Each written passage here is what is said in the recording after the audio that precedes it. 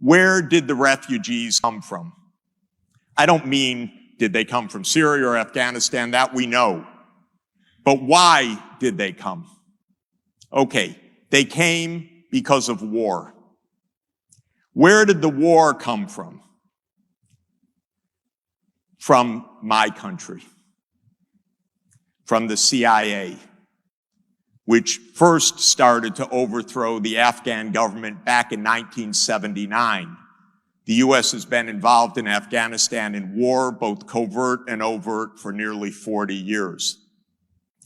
Iraq, absolutely against international law, of course, perhaps often called the most dreadful foreign policy decision in modern times, an absolutely unprovoked war, killed hundreds of thousands, displaced millions, created disaster, blowback, and refugees. And what about Syria? Was that really the result of the protests on the ground? No. That was the result of a decision of the United States and Saudi Arabia and France and others to try to overthrow Bashar al-Assad.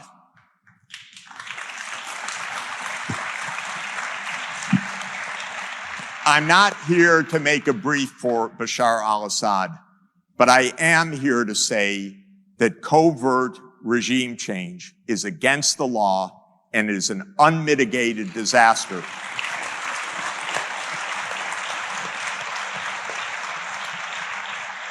But the problem is, where was Europe's foreign policy?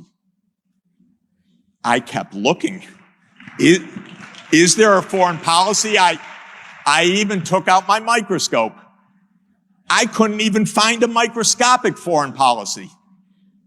Because where was Europe to say, no, U.S., you know, the president signed an order, a secret order, which once in a while shows up in our newspapers, for the CIA and Saudi Arabia to coordinate for the overthrow of Assad. Where was Europe to stand up and say no? Well, some countries in Europe were cheering. That's a disaster. Most were not cheering, but most were completely silent because there's no foreign policy to speak of. So the idea that the only policy is to debate should we accept refugees or not is not right. The real policy is stop the wars that are producing them.